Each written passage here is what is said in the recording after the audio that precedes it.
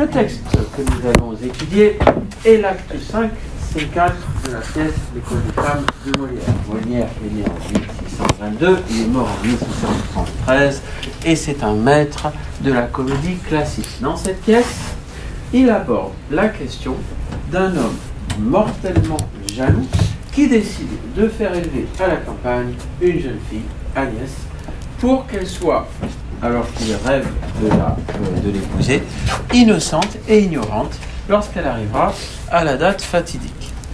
Sauf qu'Arnolphe est un personnage particulièrement antipathique, tyrannique, autoritaire, et qu'Agnès a rencontré le bel Horace qui va évidemment la dégoûter de ce funeste projet de mariage.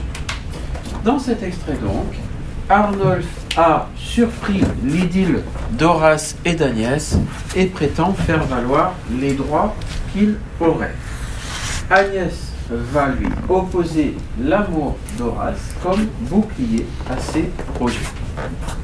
Je vais passer à la lecture de l'extrait.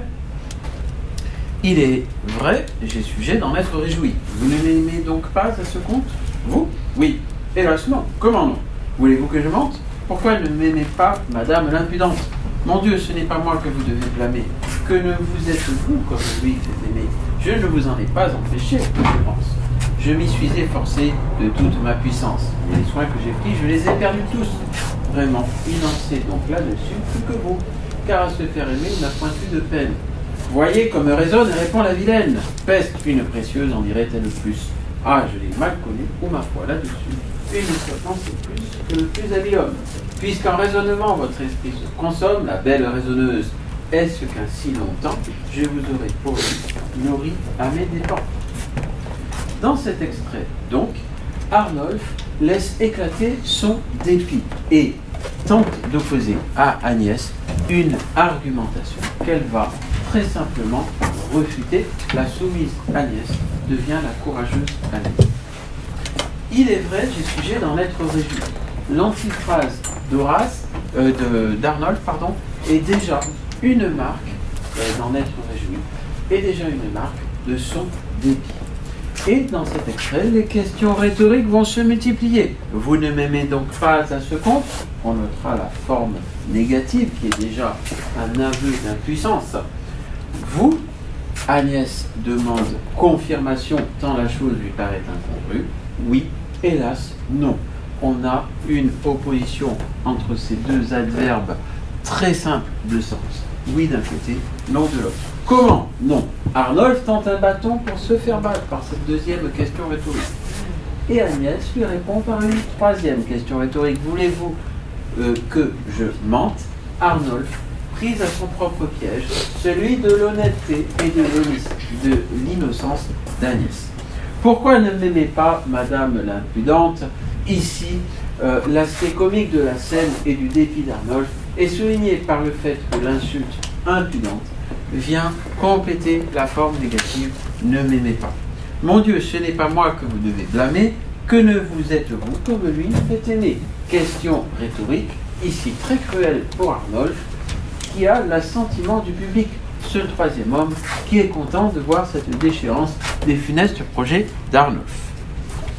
Je ne vous en ai pas empêché que je pense. Je m'y suis efforcé de toute ma puissance, mais les soins que j'ai pris, je les ai perdus tous. L'antithèse puissance perdue montre bien qu'en amour, il n'y a pas de pourquoi. Vraiment, il en sait là-dessus plus que vous, car à se faire aimer, il n'a point eu de peine. Cette réplique d'Agnès nous rattache à la tradition de préciosité, qui aime toutes ces circonvolutions autour du sentiment amoureux. Voyez comme raisonne et répond la vilaine. Peste une précieuse, en dirait-elle plus. Pour Arnolphe, raisonne et répond entretiennent un lien de cause à effet. C'est parce qu'une femme raisonne, et ce mot va revenir 3 fois, c'est une polytote dans cette tirade, raisonne, raisonnement, raisonneuse. Ce mot péjoratif, donc, pour Arnolphe, montre bien qu'une femme n'est pas autorisée à avoir une raison et à s'en servir. Répond, ici, est un terme qui doit être pris dans une acception plus vaste que ce qu'il est normalement. Répond, ici, est équivalent à se rebeller. la vilaine, une précieuse, une sotte, la belle raisonneuse. La belle raisonneuse étant une périphrase. Tous ces termes péjoratifs désignent la femme qui n'est pas soumise. Peste est une interjection particulièrement forte. Une précieuse, nous avons déjà dit que ce mouvement de la préciosité était ici en référence, et Arnolphe là en ligne de mire. Une sotte en sait plus que le plus habile homme, antithèse entre le superlatif le plus habile homme et une sotte. Puisqu'en raisonnement votre esprit se consomme, la belle raisonneuse, est-ce qu'ainsi longtemps je vous aurais pour lui nourri à mes dépens? On remarque cette tentative d'argumentation, qui est une argumentation particulièrement vaine, puisque lorsqu'on a un enfant qu'il soit adopté ou pas, évidemment que le premier de ses devoirs est de le nourrir. Et donc, cet argument est vain. Cette question rhétorique trouve néanmoins une réponse paradoxale. Non, il vous rendra tout jusqu'au dernier double. Face à cet argument avaricieux d'Arnolphe, Agnès a une réponse très claire. Elle a de certains mots où mon dépit redouble. Me rendra-t-il coquine avec tout son pouvoir les obligations que vous pouvez m'avoir? Autre question rhétorique, autre terme assez vague, les obligations, et même réponse d'Agnès, je ne vous en ai pas de si grande compense. N'est-ce rien que les soins d'élever votre enfance? Autre question rhétorique. Et là, Agnès va développer à son tour une contre-argumentation. Vous m'avez là-dedans bien opéré, vous avez là-dedans bien opéré vraiment, et m'avez fait en tout instruire joliment. Voilà qu'elle emploie à son tour l'antiphrase. Vous avez bien opéré vraiment, instruire joliment. Agnès, toute innocente qu'elle est, a sa capacité de raisonnement pleine et entière. Et elle sait fort bien quel est le préjudice qui lui a été causé. Croit-on que je me flatte et qu'enfin dans ma tête je ne juge pas bien que je suis une bête? Antithèse entre flatte et juge.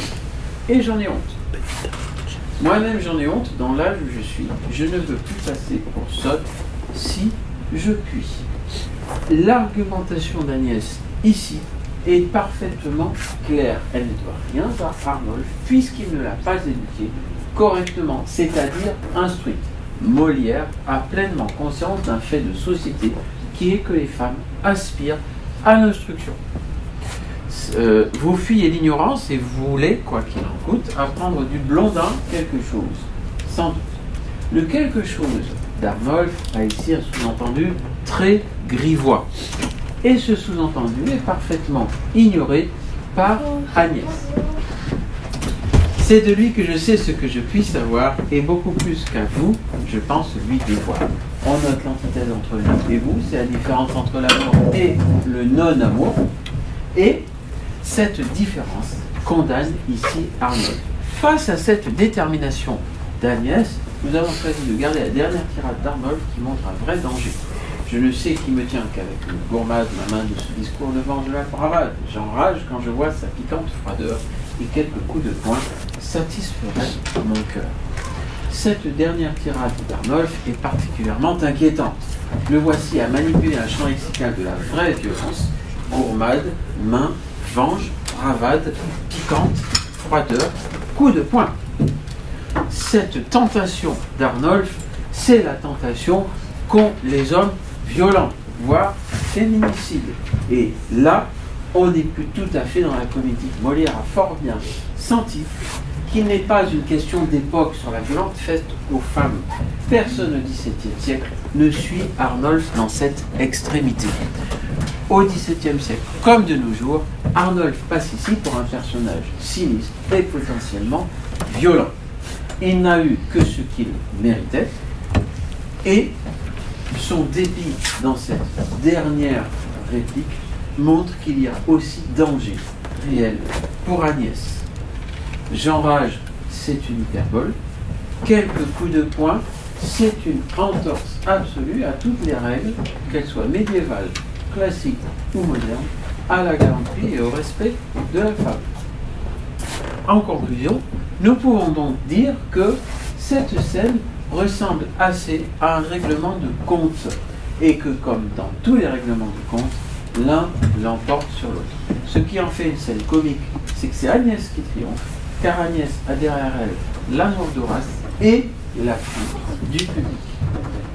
en toute conclusion, nous pouvons dire que ce texte, quelques 130 années auparavant, annonce cette déclaration des droits de la femme et de la citoyenne, dont l'essentiel tient en ce mot, égalité.